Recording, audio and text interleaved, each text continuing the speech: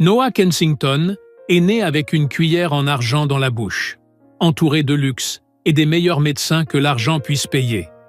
Pourtant, rien de tout cela n'a jamais pu lui rendre la vue qu'il n'a jamais eue. Jusqu'au jour où une simple femme de ménage est entrée dans le manoir. Avec un étrange mélange de plantes et des mots pleins de tendresse, elle a fait ce qu'aucun médecin au monde n'avait réussi. Et quand le père de l'enfant a compris ce qui se passait, il était déjà trop tard. Mais avant de commencer notre histoire, dites-nous en commentaire d'où vous regardez cette vidéo.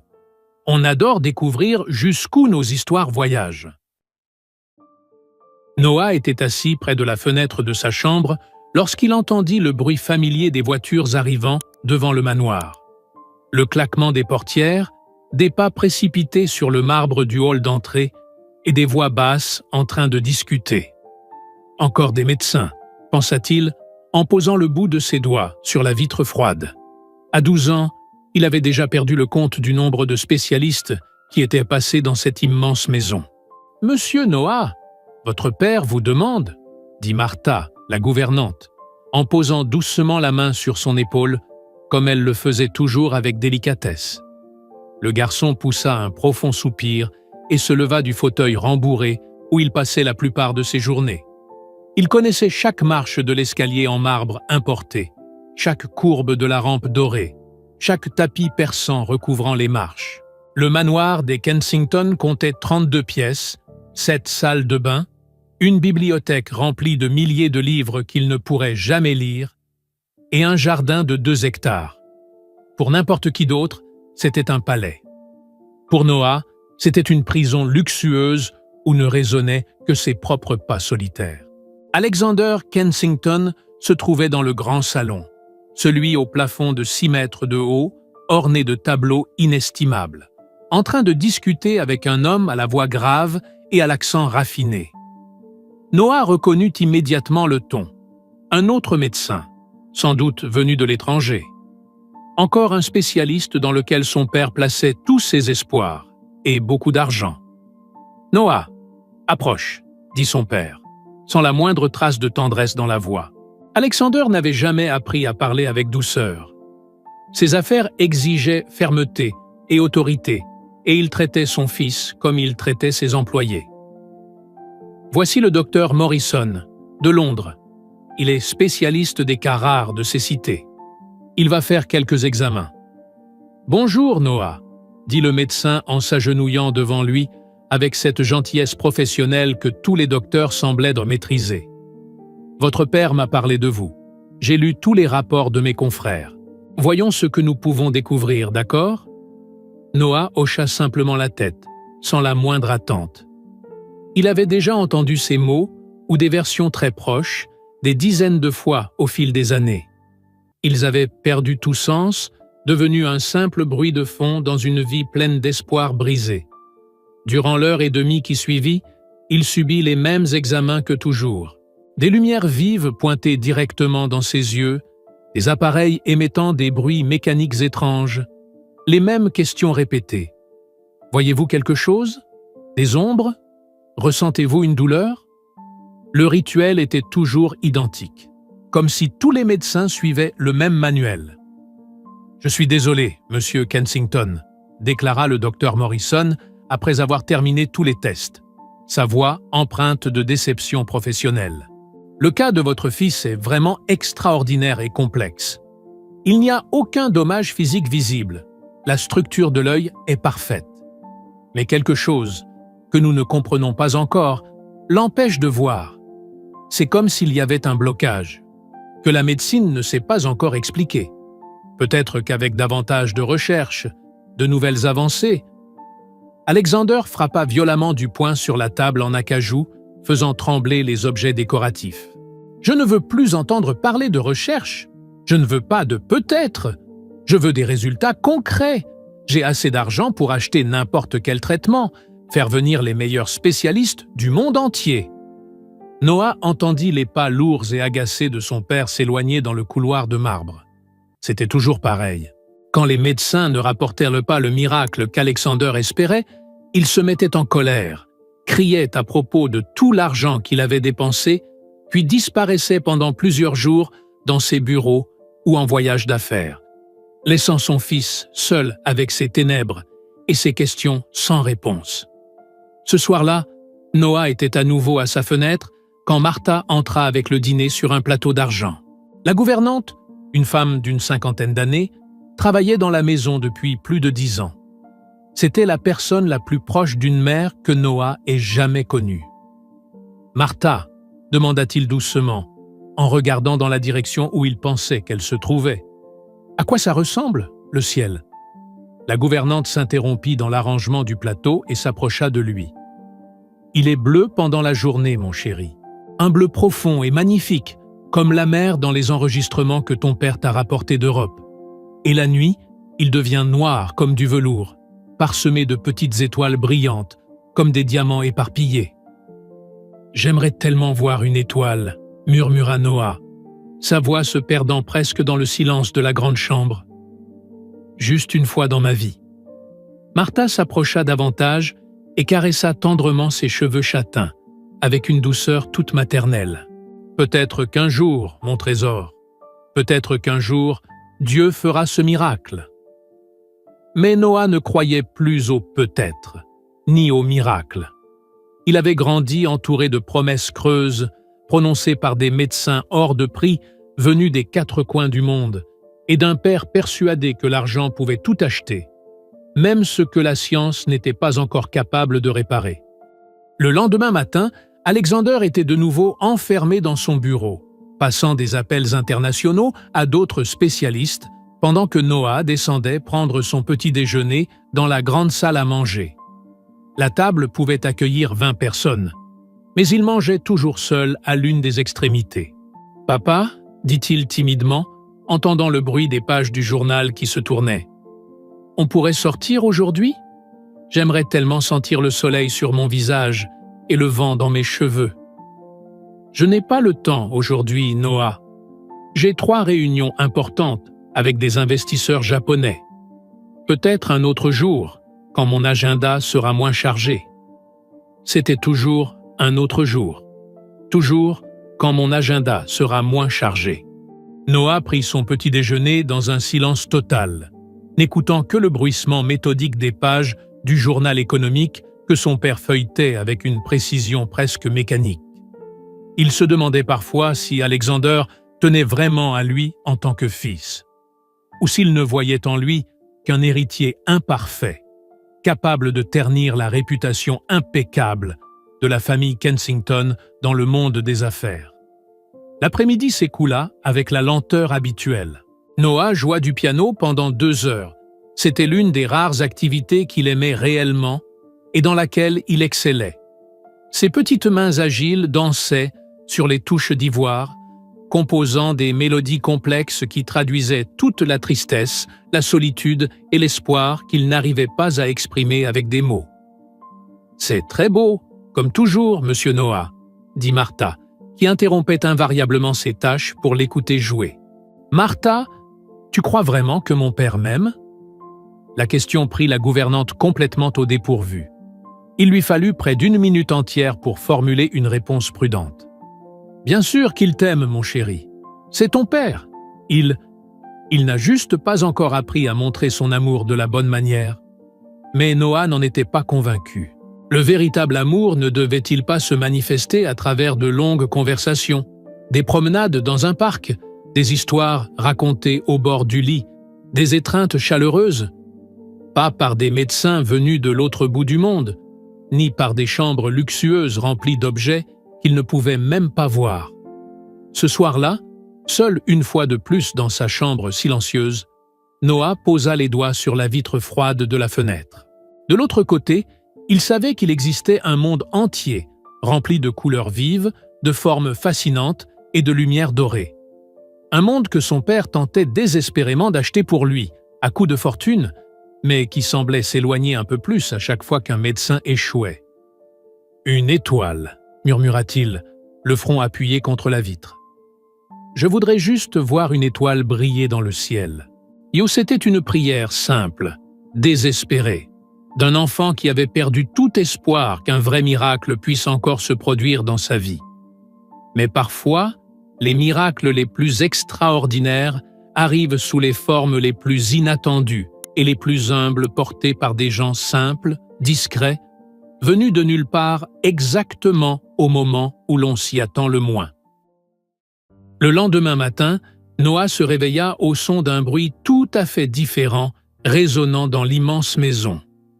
Ce n'étaient pas les pas pressés et efficaces de Martha, ni le bruit autoritaire des bottes de son père descendant les escaliers. C'était quelque chose de bien plus doux, presque musical, comme si quelqu'un fredonnait une vieille mélodie tout en travaillant. « Qui est cette personne, Martha » demanda-t-il lorsque la gouvernante lui apporta son plateau du petit déjeuner, une vraie curiosité dans la voix. « C'est la nouvelle employée, mon chéri, Madame Agnès Harper. Ton père l'a engagée hier pour aider au ménage. Elle a un peu plus de 60 ans et vient très bien recommandée. » Noah pencha la tête, tendant l'oreille vers le couloir. C'était bien une voix féminine, plus âgée, chantonnant doucement ce qui ressemblait à une berceuse, ou peut-être un vieux cantique. Il y avait quelque chose d'incroyablement réconfortant dans ce son. « Bonjour, mon trésor » dit une voix chaleureuse depuis l'encadrement de la porte. « Tu dois être Noah. J'ai beaucoup entendu parler de toi. » Il tourna immédiatement le visage vers cette voix. C'était une femme plus âgée. Il pouvait le deviner au son de ses pas. Lent, posé, sans précipitation. Mais il y avait bien plus que cela. Sa voix avait cette douceur enveloppante, comme du miel tiède un matin d'hiver. « Bonjour, madame » répondit Noah, avec la politesse qu'on lui avait apprise, teintée d'une timidité sincère. « Quelle magnifique chambre tu as là » dit madame Agnès en entrant lentement, avec respect. « Je peux faire un peu de ménage pendant que tu prends ton petit déjeuner ? Promis, je ne te dérangerai pas. » Il y avait dans sa voix quelque chose que Noah n'avait jamais entendu auparavant. Elle n'avait ni la hâte constante de Martha, ni la froideur des médecins, ni la rudesse du monde des affaires de son père. C'était une voix chaleureuse, douce, rassurante, comme une couverture moelleuse les jours de grand froid. « Bien sûr, faites comme chez vous » répondit Noah. Et pour la première fois depuis bien des années, la présence d'un inconnu dans sa chambre ne le dérangea pas le moins du monde. Pendant que madame Agnès commençait à ranger et à faire la poussière, elle fit quelque chose qu'aucune autre personne n'avait jamais fait auparavant. Elle décrivait minutieusement chacun de ses gestes, comme si Noah pouvait les suivre, grâce à ses mots soigneusement choisis. « Là, j'enlève la poussière de cette jolie petite table de chevet, » dit-elle avec tendresse. Elle est en bois de cerisier, très lisse et bien polie, d'une teinte dorée qui ressemble au miel sauvage. Et ces fleurs, dans le vase en cristal, ce sont de fraîches roses rouges, couleur sang, et elles sentent comme le plus doux des parfums. Noah n'avait jamais pensé à demander des détails sur les couleurs, les textures ou les objets de sa chambre. Depuis 12 ans, les gens entraient, faisaient leur travail en silence, puis repartaient aussi vite. Mais madame Agnès parlait comme s'il pouvait réellement voir à travers ses descriptions vivantes et pleines de douceur. « Madame Agnès » demanda Noah, sa curiosité éveillée pour la première fois depuis longtemps. « Est-ce que vous pourriez me raconter comment sont d'autres choses aussi ?»« Bien sûr, mon petit ange. Viens avec moi. » Elle le guida doucement jusqu'à la grande fenêtre et écarta les lourds rideaux de velours. Maintenant, sens cette brise légère qui entre. Elle vient tout droit du jardin et porte avec elle le parfum de toutes les fleurs que ton père a fait planter. Et écoute bien, tu entends les oiseaux chanter ? Noah écouta, pour la première fois depuis des années. Il y avait réellement des dizaines d'oiseaux différents dehors, chacun avec son propre chant, composant une symphonie naturelle qu'il avait toujours ignorée. « Maintenant, touche ici, le mur, » dit-elle en guidant doucement sa petite main. « Tu sens comme il est chaud et accueillant. C'est parce que le soleil du matin tape de l'autre côté réchauffant toute la maison avec sa lumière dorée. Pour la première fois en 12 ans, Noah commença à voir sa chambre d'une façon complètement nouvelle. Pas avec ses yeux défaillants, mais avec tous les autres sens qu'il avait négligés jusque-là. Les jours suivants, Madame Agnès continua de travailler dans l'immense demeure et trouvait toujours un moment précieux pour discuter longuement avec Noah.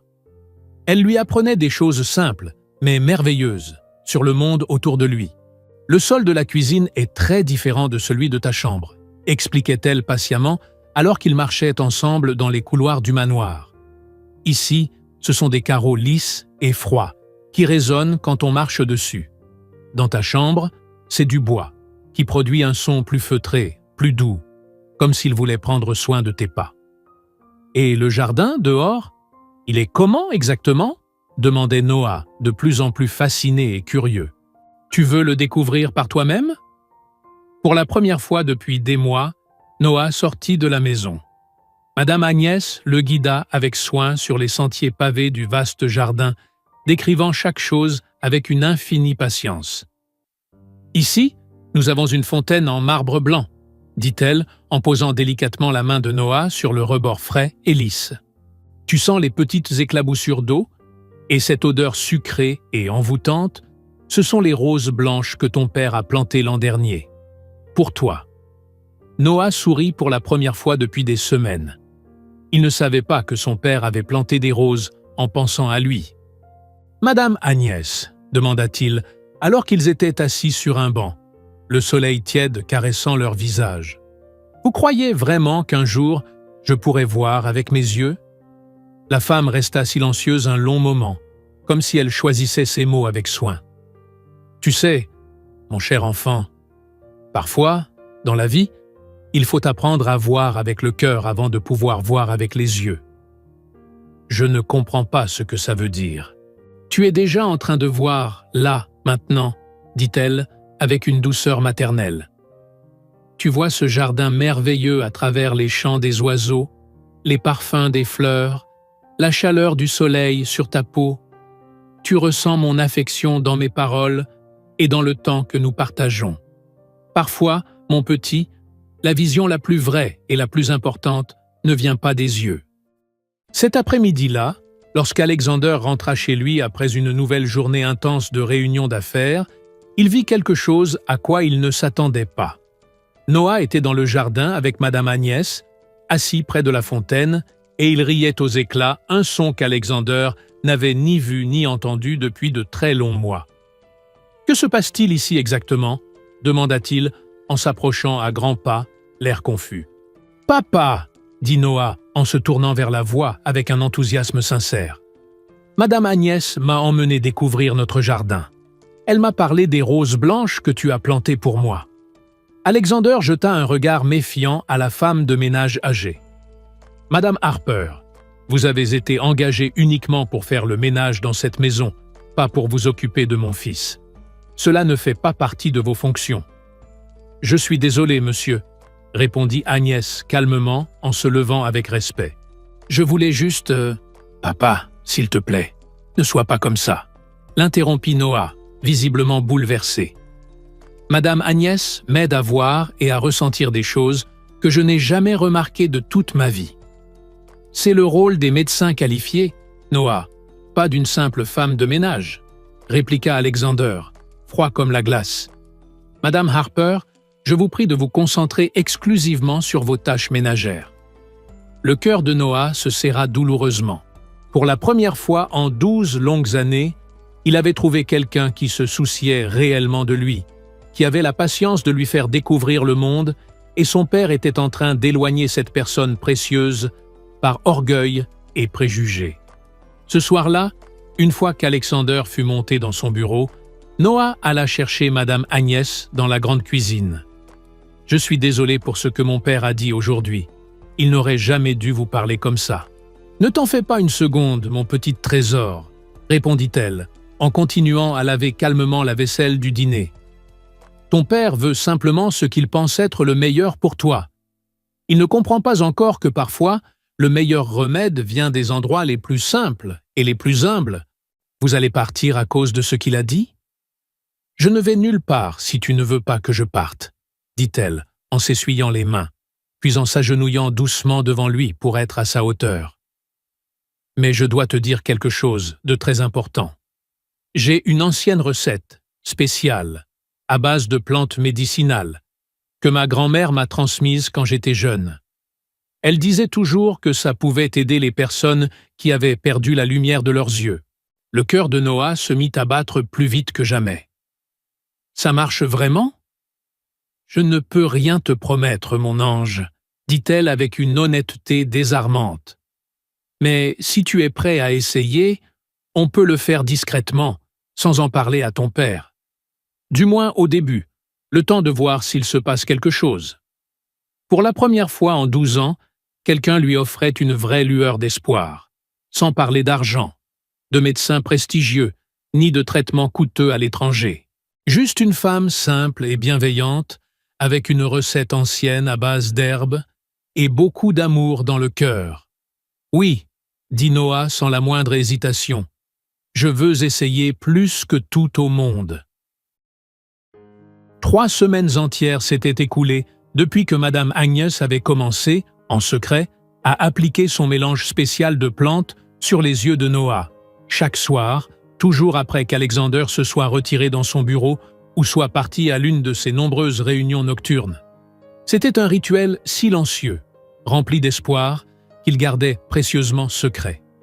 Ce matin-là, alors que Noah prenait son petit déjeuner habituel, quelque chose d'extraordinaire se produisit. Il s'arrêta en pleine bouchée, les yeux fixés droit devant lui, comme si quelque chose venait d'attirer son attention de façon irrésistible. « Noah, tout va bien, mon chéri ?» demanda Martha, remarquant immédiatement le changement dans l'attitude du garçon. « Je crois que j'ai vu quelque chose, » murmura-t-il en touchant ses propres yeux, l'air complètement incrédule. C'était rapide, comme une lumière qui a clignoté juste devant moi. Martha laissa tomber le plateau d'argent qu'elle tenait, dans un bruit métallique qui résonna dans toute la salle à manger.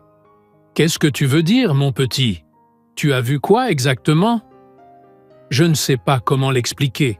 C'était comme si quelqu'un avait allumé et éteint une bougie très vite. Dans les jours qui suivirent, ces mystérieux éclairs de lumière devinrent de plus en plus fréquents. Noah ne dit rien à son père, il gardait encore le secret sur les soins que Madame Agnès lui appliquait chaque nuit avec tant d'amour et de dévouement.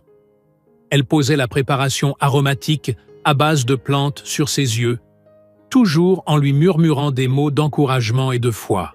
« Patience, mon petit trésor », lui disait-elle lorsqu'il devenait trop impatient face aux premiers signes de progrès. Ces choses-là, dans la nature, prennent le temps qu'il faut. La guérison véritable ne se précipite jamais. Elle arrive quand elle est prête.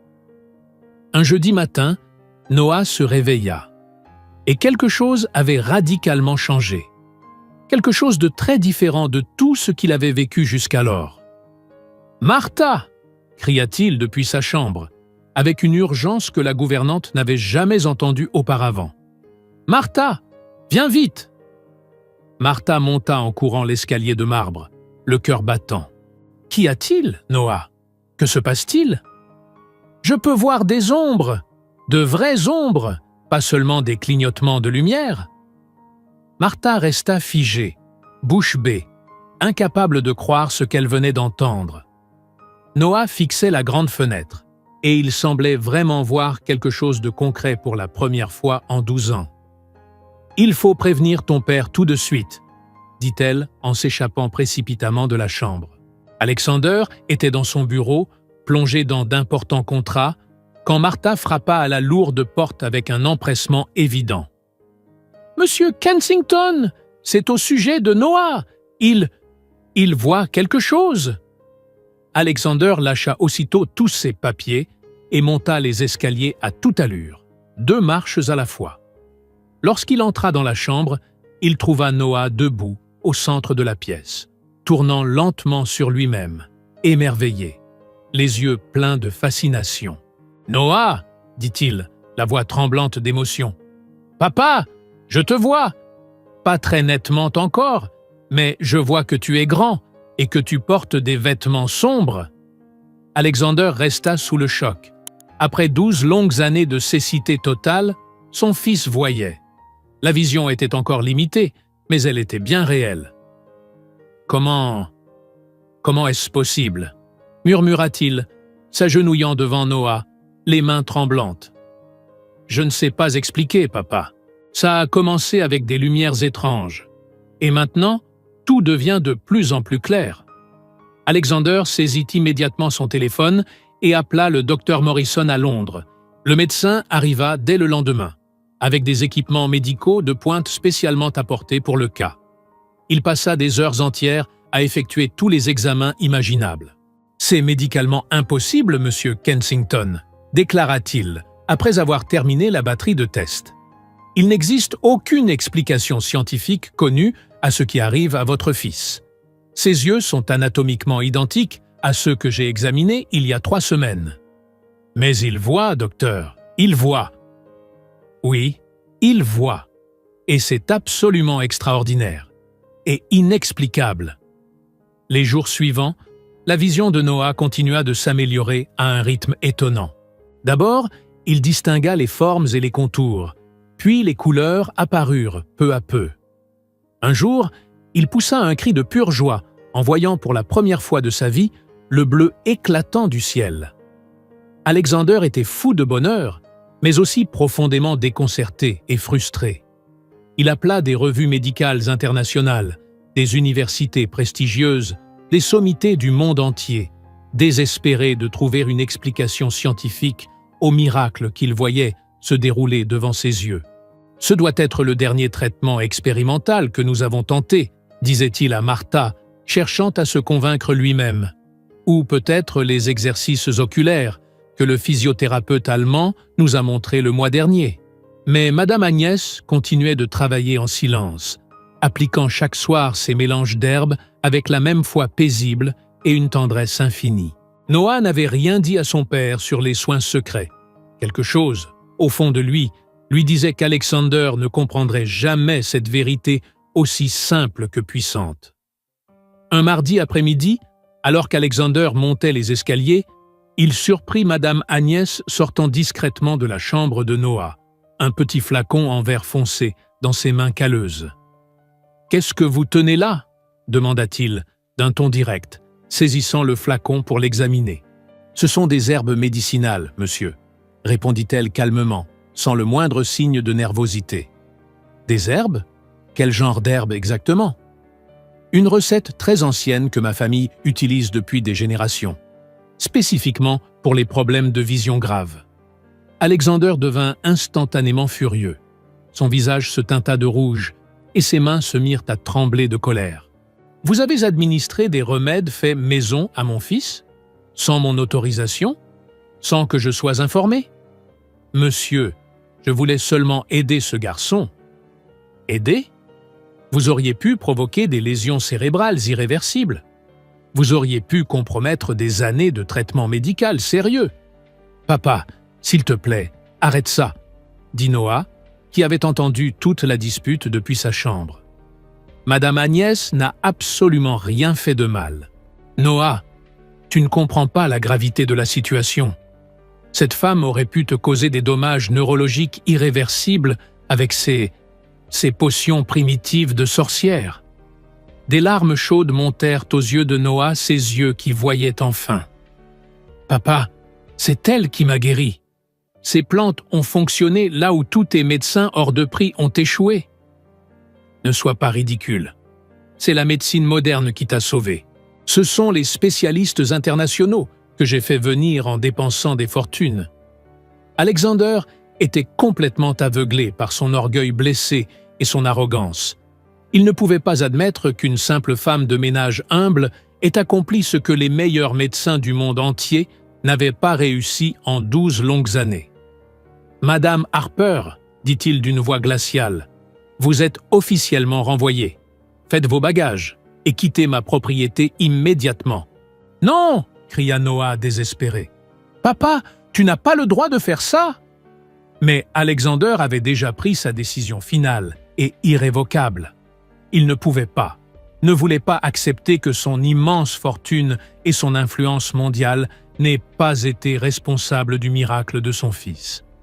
Madame Agnès fit ses adieux à Noah, des larmes silencieuses coulant sur son visage ridé. « Souviens-toi toujours, mon petit chéri », murmura-t-elle à son oreille. « Le véritable amour triomphe toujours de l'orgueil.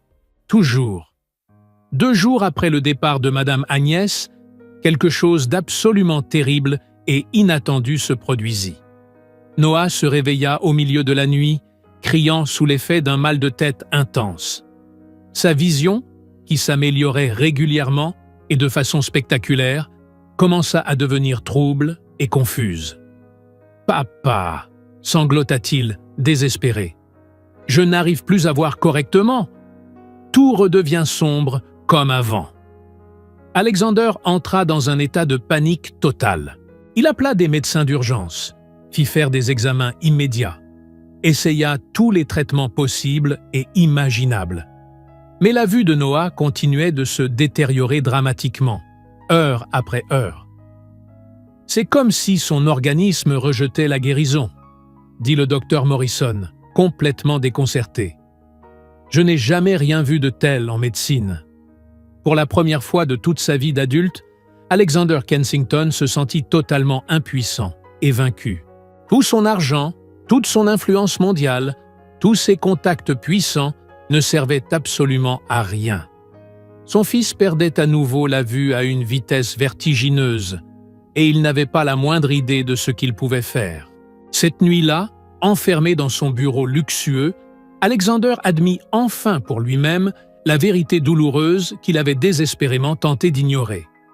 Madame Agnès avait réellement guéri son fils avec de l'amour et des plantes simples, et lui, par pur orgueil aveugle et arrogance démesurée, avait tout détruit.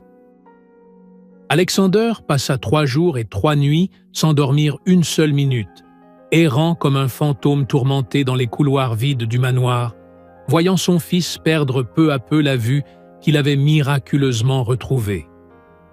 Noah pleurait sans arrêt, entre douleur physique et désespoir profond, et les médecins les plus renommés du monde se révélaient incapables d'y remédier. Les cris d'agonie du garçon résonnaient dans la maison chaque nuit, transperçant le cœur d'Alexander comme des poignards.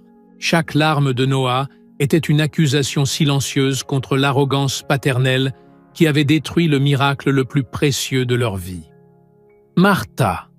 dit Alexander au matin du 4e jour, la voix rauque d'épuisement et de remords.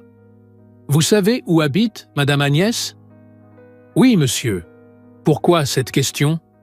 Alexander baissa la tête pour la première fois de sa vie adulte. « J'ai besoin de lui parler, de la supplier de revenir. » C'était la première fois depuis des décennies que Martha voyait son patron aussi brisé, aussi humble. Alexander avait toujours été un homme d'un orgueil inébranlable, incapable d'admettre la moindre erreur, ne se courbant jamais devant personne. « Je vais chercher son adresse tout de suite, » répondit-elle, courant chercher ses dossiers. Madame Agnès vivait dans une petite maison modeste, dans le quartier le plus ancien de la ville, une bâtisse simple en briques apparentes, avec un jardin rempli de plantes médicinales et de fleurs colorées. Quand Alexander frappa à la porte en bois usé, elle n'exprima ni surprise, ni rancune. « Monsieur Kensington ?» dit-elle, avec une sérénité absolue en ouvrant la porte. « Entrez, je vous en prie. J'attendais votre visite. » La maison était minuscule comparée au manoir des Kensington, mais elle respirait la chaleur, la paix et la simplicité. Alexander se sentit hors de son élément, déplacé dans ce lieu si humain, loin du luxe froid auquel il était habitué. « Madame Agnès » commença-t-il, mais les mots restèrent bloqués dans sa gorge.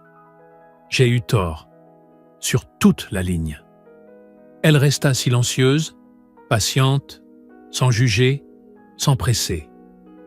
Noah est en train de perdre la vue à nouveau, et chaque heure qui passe aggrave son état. Les médecins sont dépassés. Ils ne savent plus quoi faire. Je sais maintenant que c'est vous qui l'avez réellement guéri. Et j'ai été un idiot aveuglé par mon orgueil. Monsieur Kensington, s'il vous plaît, dit Alexander, et pour la première fois de sa vie, il s'agenouilla devant quelqu'un. Mon fils souffre terriblement. Il va redevenir totalement aveugle. Et c'est uniquement ma faute. J'ai tout détruit par fierté. Madame Agnès s'approcha doucement, posa sa main calleuse mais chaleureuse sur l'épaule tremblante d'Alexander. « Relevez-vous, monsieur. Vous n'avez pas à vous agenouiller devant moi. Si, je le dois. Pendant 12 ans, j'ai tenté désespérément d'acheter la guérison de mon fils avec de l'argent et de l'influence. Et vous êtes venu avec humilité, de l'amour pur et des plantes simples. Et j'ai été trop arrogant, trop aveugle pour accepter ce miracle. » Alexander leva le visage, en larmes, sans retenue. « Je vous en supplie, revenez à la maison. Pas pour moi, mais pour mon fils. Il a besoin de vous. Il va mourir de tristesse s'il redevient aveugle. » Pour la première fois depuis qu'elle avait été congédiée, Madame Agnès sourit. « Je vais chercher mes herbes médicinales. » Lorsqu'ils arrivèrent au manoir, Noah était allongé dans son lit, gémissant doucement sous l'effet d'un mal de tête insupportable. Sa vision était presque entièrement perdue, comme dans les pires jours de son enfance. « Noah, » dit son père en s'asseyant au bord du lit, la voix douce. « J'ai amené quelqu'un de très spécial pour te voir. »« Madame Agnès !» s'écria Noah, tentant de se redresser malgré la douleur. « Doucement, mon petit !» dit-elle en courant vers lui pour l'embrasser avec une tendresse maternelle. « Je suis là maintenant. Tout va bien. Nous allons prendre soin de toi. »« Je savais que vous reviendriez, » sanglota Noah en s'accrochant à elle. « Je savais que papa finirait par comprendre. » Alexander observa la scène, le cœur brisé, réalisant enfin ce qu'il n'avait jamais compris en 12 ans. Son fils n'avait pas besoin de traitements luxueux ou de médecins prestigieux. Il avait besoin d'amour sincère, d'attention vraie et de chaleur humaine. « Madame Agnès, » dit-il humblement, « que puis-je faire pour aider mon fils ?»« J'ai seulement besoin que vous me fassiez confiance, totalement, » répondit-elle, le regard planté dans le sien, « et que vous restiez auprès de votre fils pendant tout le processus. Il doit sentir que vous êtes là par amour, pas par devoir ni par culpabilité. » Ce soir-là, Madame Agnès prépara à nouveau sa précieuse infusion de plantes médicinales, mais cette fois, elle exigea qu'Alexander reste présent dans la chambre. « Je veux que vous lui teniez la main pendant l'application, » dit-elle, avec une douceur ferme. Alexander n'avait jamais tenu la main de son fils pendant un traitement médical. Il avait toujours laissé cela à Martha, aux infirmiers privés ou aux spécialistes. Mais cette nuit-là, il serra la petite main chaude de Noah et ressentit une connexion émotionnelle qu'il n'avait jamais connue auparavant. « Papa » murmura Noah en serrant sa main. « Merci d'avoir ramené Madame Agnès. Merci à toi de me pardonner. Merci de m'avoir donné une seconde chance d'être un vrai père. » Cette nuit-là, Alexander resta à son chevet, tenant sa main, parlant avec lui de choses simples et essentielles. Le jardin qu'ils avaient négligé, les roses qu'il avait plantées en pensant à lui, et tout ce qu'il voulait faire avec lui. Lui apprendre à faire du vélo, à pêcher au lac, à jouer au football, quand il serait complètement guéri. « Papa ?» demanda Noah au milieu de la nuit. « Pourquoi avons-nous mis autant de temps pour parler comme ça ?»« Parce que j'étais aveugle, mon fils. Beaucoup plus aveugle que toi ne l'a jamais été. » Le lendemain matin, Noah se réveilla complètement transformé. Quand il ouvrit les yeux, le premier visage qu'il vit clairement fut celui de son père. « Papa, papa, je peux te voir parfaitement.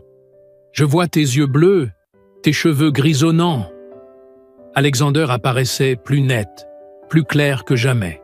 Noah distinguait chaque détail de son visage, et surtout, il pouvait voir l'amour sincère et le profond repentir dans les yeux de son père.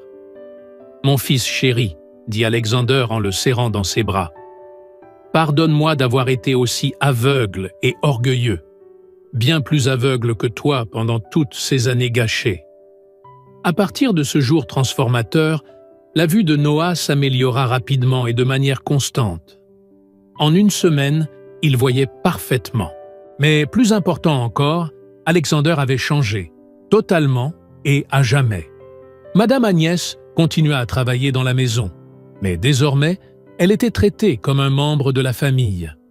Ce soir-là, Noah vit sa toute première étoile. Il était dans le jardin, aux côtés de son père et de Madame Agnès, lorsqu'il leva les yeux et aperçut le ciel nocturne entièrement parsemé de lumières scintillantes. « Papa, ce sont les étoiles que j'ai toujours rêvé de voir. »« Oui, mon fils, les étoiles que tu as toujours mérité de voir. » La famille Kensington ne fut plus jamais la même. Pas uniquement parce que le fils avait recouvré la vue, mais parce que le père avait enfin appris à voir avec le cœur. Cette histoire vous a touché? Laissez un like, partagez-la avec quelqu'un qui en a besoin aujourd'hui, et dites-nous en commentaire. Avez-vous déjà été surpris par quelqu'un qui semblait être une chose et s'est révélé tout autre? Parlons-en ensemble.